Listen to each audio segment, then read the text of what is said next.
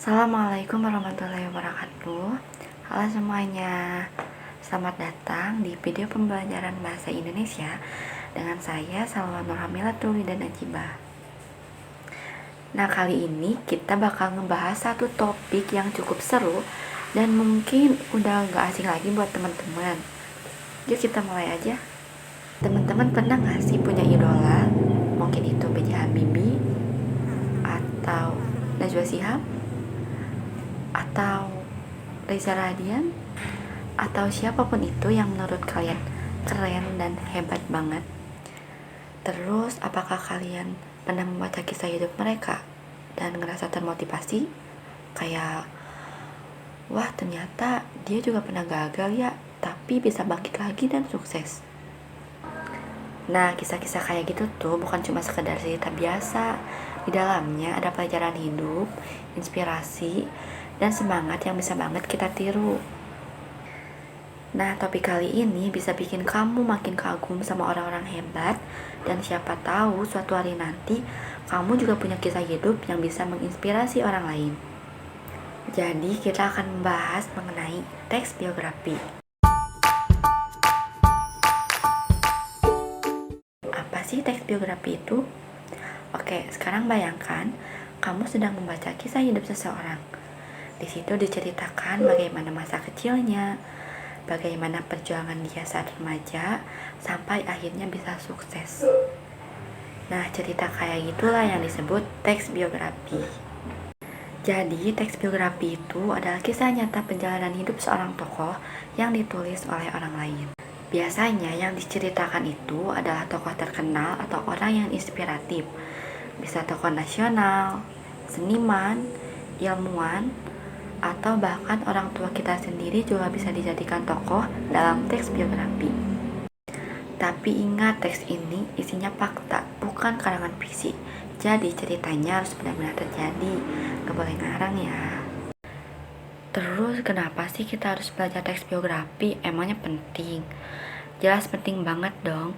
Bukan cuma buat tahu perjalanan hidup seseorang, tapi juga buat kita belajar untuk menjadi pribadi yang lebih baik. Nah, ini nih beberapa tujuan mengapa teks biografi itu penting buat kita pelajari. Yang pertama, memberikan inspirasi.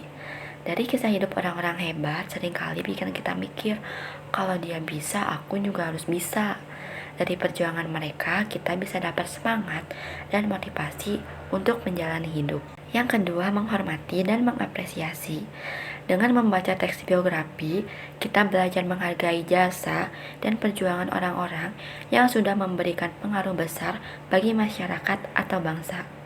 Yang ketiga, menyampaikan informasi sejarah. Banyak teks biografi yang menceritakan peristiwa penting di masa lalu. Jadi, selain kita belajar tentang tokoh, kita juga mendapat informasi sejarah secara tidak langsung. Yang keempat, mengenalkan nilai dan perjalanan hidup.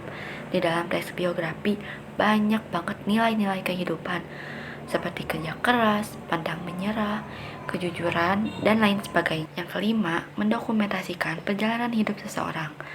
Teks biografi bisa jadi jejak sejarah yang merekam perjalanan hidup seseorang agar bisa dikenang dan tidak hilang di telan waktu. Nah, biar kamu gak bingung ngebedain teks biografi dari jenis teks lainnya, yuk kita kenali ciri-cirinya.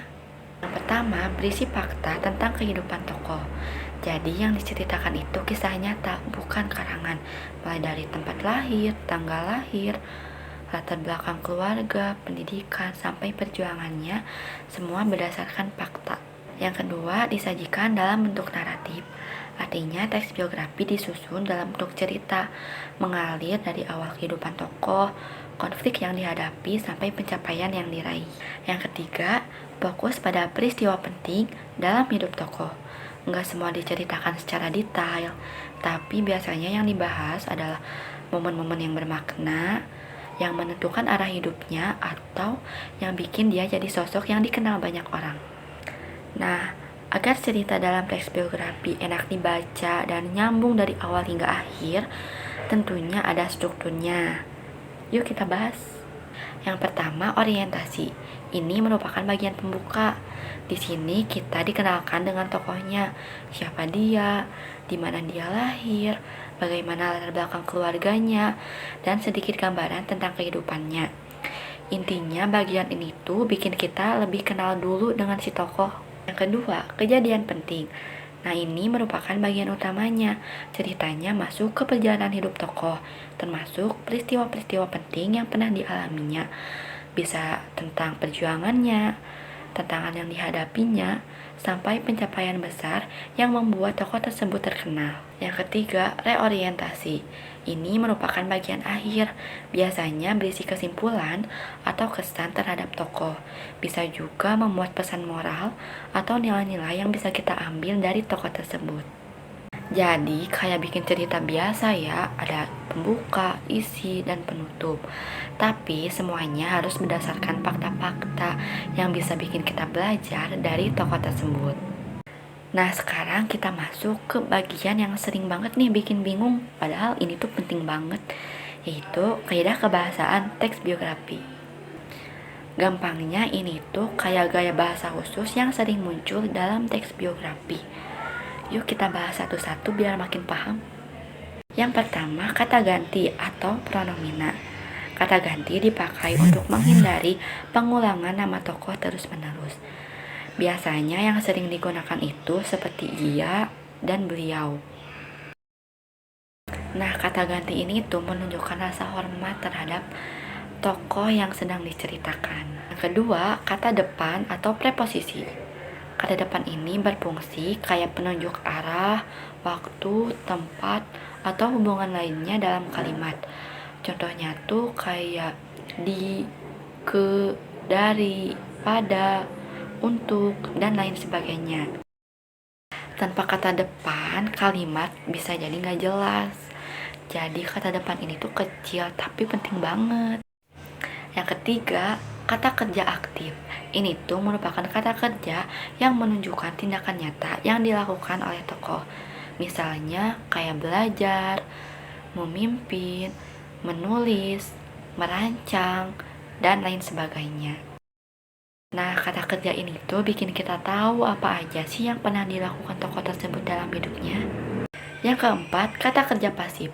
Ini tuh merupakan kata kerja yang menunjukkan tindakan yang diterima oleh tokoh. Misalnya, dipuji, dikenang, diperjuangkan, dan lain sebagainya. Nah, kata kerja pasif ini tuh sering dipakai untuk menunjukkan dampak atau pengakuan dari orang lain terhadap tokoh. Yang kelima, kata hubung atau konjungsi. Teks biografi disusun berdasarkan urutan waktu, jadi memerlukan kata sambung yang tepat. Misalnya, setelah itu, kemudian, pada akhirnya, dan lain sebagainya. Konjungsi ini tuh penting banget agar alur ceritanya runtut dan juga jelas. Nah, yang keenam, ada kata sifat atau adjektiva. Kata sifat ini tuh digunakan untuk menggambarkan karakter atau sifat tokoh. Contohnya, cerdas, gigih, pintar, rajin, disiplin, dan lain sebagainya. Nah, ini tuh bisa bikin kita tahu seperti apa kepribadian tokoh dalam cerita. Jadi, kaidah kebahasaan teks biografi bikin teksnya lebih hidup dan informatif. Kita jadi tahu apa yang dilakukan tokoh, bagaimana kehidupannya, dan bagaimana pandangan orang lain terhadap dia. Nah, jadi itu dia pembahasan kita mengenai teks biografi, mulai dari pengertian, manfaat, ciri-ciri, struktur, dan kaidah kebahasaannya. Gimana? Gak sesulit yang dibayangkan kan? Sampai berjumpa lagi di video pembelajaran berikutnya. Tetap semangat dan terus belajar. Assalamualaikum warahmatullahi wabarakatuh.